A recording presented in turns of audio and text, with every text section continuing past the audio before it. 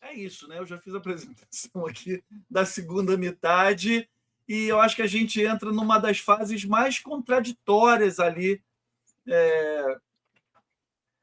da história da música do século XX, né? Como nós conhecemos. A gente sabe que a partir dos anos 2000 a porra mudou toda de novo também.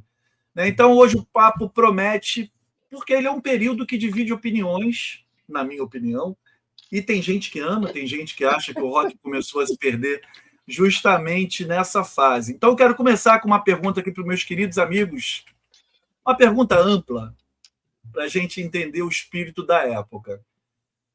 No começo dos anos 1970, o rock parecia invencível ali, né? Bandas gigantes, shows monumentais, discos milionários, mas aí chega 1976 e aparece uma gurizada, né? Uma juventude dizendo: isso tudo ficou chato, elitista e distante. Pergunta: o punk nasce como um movimento musical ou como uma revolta cultural? Eu acho que um pouco dos dois, porque o punk, na verdade, é o rock renascendo, e com outra identidade. É o mesmo ovo que nasceu o rock and roll, que era contestação, tudo tá velho, não é nada disso que a gente gosta, tal, em outra época, uma década, 2 décadas depois. Assim, eu acho que até 76, que você falou que tudo era grandioso, 76 foi o ano onde tudo que era grandioso ficou grandioso ao máximo, e a partir dali o rock entrou numa meio implosão. O Tunin diz que é o amadurecimento, acho que o amadurecimento vai até 76, depois a coisa começa a se perder. Mas respondendo a sua pergunta, eu acho que é uma mistura dos dois. A mesma receita que gerou o rock and roll gerou o punk. Ou a punk music, não sei. Isso aí. O que eu enxergo é o seguinte, quer dizer, a gente curtiu muito a primeira metade da década de 70 com aquela explosão de subgêneros, né? Progressivo, glam rock, e aí você tinha, enfim, esses aí. Você tinha as evoluções do psicodelismo virando heavy metal, hard rock, você tinha um princípio de eletrônica, e por aí vai. E aí eu acho que isso é um fenômeno muito inglês, né? O punk rock, também na América, mas muito inglês, que era assim, não acho que a gente está de saco cheio desse visual todo empolado desses roqueiros antigos. Vamos voltar para o jaqueta de couro, cabelo moicano, que o meu até está ficando um pouquinho moicano também, né? Roupa rasgada, né? E os caras estavam criticando o quê? O consumismo da indústria musical, que passou a ser um tal de consumir música como se fosse pão quente, e também tinham críticas políticas, tinham críticas sociais. Enfim, os caras eles queriam dar algum significado para o punk rock. Agora, musicalmente, a música do punk rock ela era bem crua, né? Com os acordes básicos e tal. O objetivo era justamente fugir de todo aquele arcabouço de lantejoulas da primeira metade da década. E vocês acham que o rock progressivo e esses mega espetáculos ali que o Ferroli falou, né, em 76 foi o auge do auge, né, estavam mesmo fadados a tomar uma linha descendente ali, já tinha esgotado? Eu tenho certeza que o progressivo existe até hoje, mas assim, o auge, a época áurea do progressivo foi a primeira metade da década de 70. Né? Começou ali no finalzinho de 60.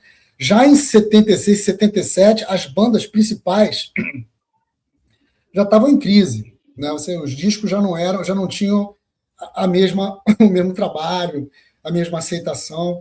E o que é pior, alguma dessas bandas resolveram se aventurar em outro tipo de música. Tem uma banda que eu gosto, eu acho que ela teve muito sucesso aqui no Brasil, que é a Renaissance. Todo mundo conhece aqui, né? Então, essa banda, até 76, foi bem. Cara, depois ele resolveu lançar uns discos esquisitos. Culminou num disco lá de 1979, 80, que estão com um penteado moicano também. não deu certo, entendeu? A coisa esvaziou. É por aí. Feroli travou?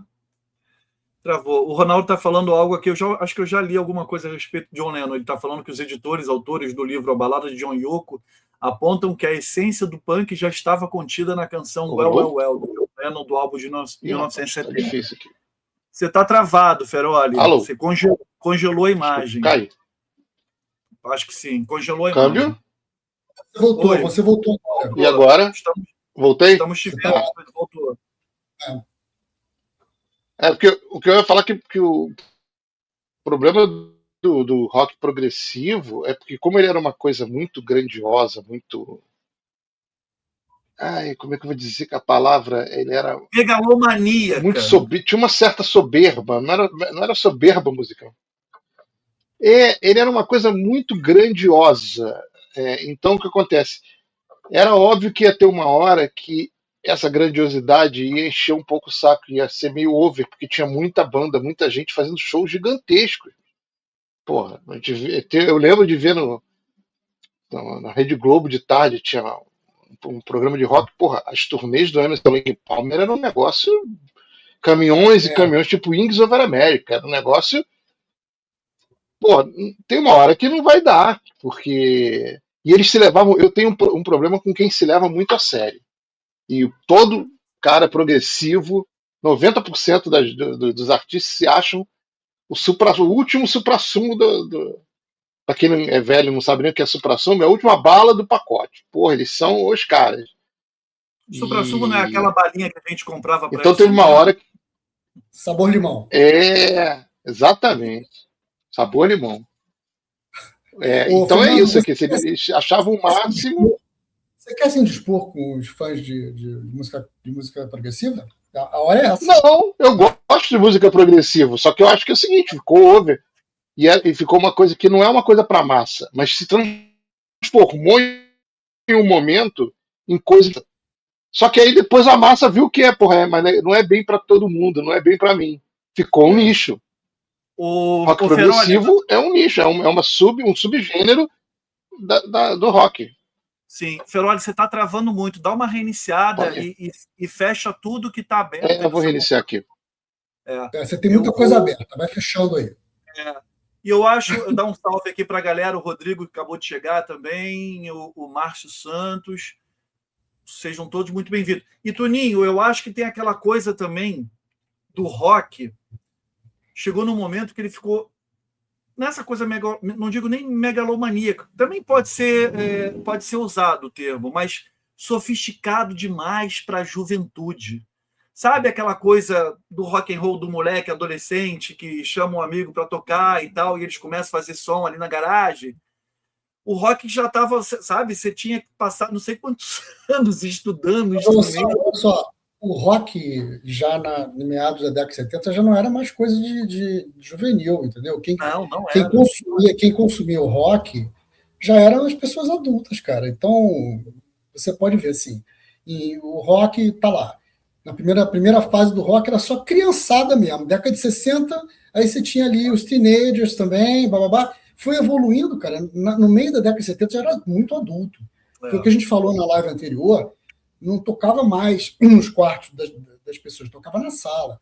E até, isso é uma coisa curiosa, você ter um puta aparelho de som era sinal de status, entendeu? E ali você tinha os seus discos de rock, era muito bacana, entendeu? O que aconteceu a partir realmente de 75 e 76 é que houve uma espécie de mudança de direção, né? O que estava expandindo em vários subgêneros, de repente, fechou. Fechou. E aí, mas fechou em quê? Basicamente, cara, e a maior parte do sucesso da segunda etapa da década de 70 é disco music. Então, aqui nessa live, nós temos que falar muito de disco music, porque era o que tinha, entendeu? Então, a gente falou do progressivo agora. Gente, o Gênesis, a partir de 76, 77 era praticamente outro, porque era o Phil, não era mais o Peter, mudou radicalmente a forma de tocar, até na década de 80 mais ainda, O Yes mudou, e com muito sucesso também, não tem nada a criticar, apenas é outro tipo de música, tá certo? Os próprios fãs do Jethro Tull falaram que os discos a partir de 70 e tantos já não eram os mesmos, e por aí vai, entendeu? Agora, você... não era só o progressivo, né?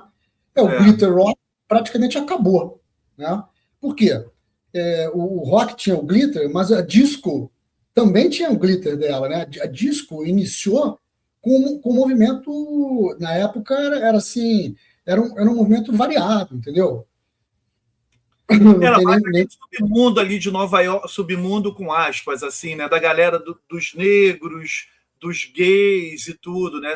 Surgiu mais como esse movimento ali deles levantarem as bandeiras deles também, tudo, tipo um grito de liberdade, assim, uma coisa de expressar, né, a sua cultura, a sua história também. Eu acho isso muito legal. Vamos falar muito de dance music, sim, de disco, né?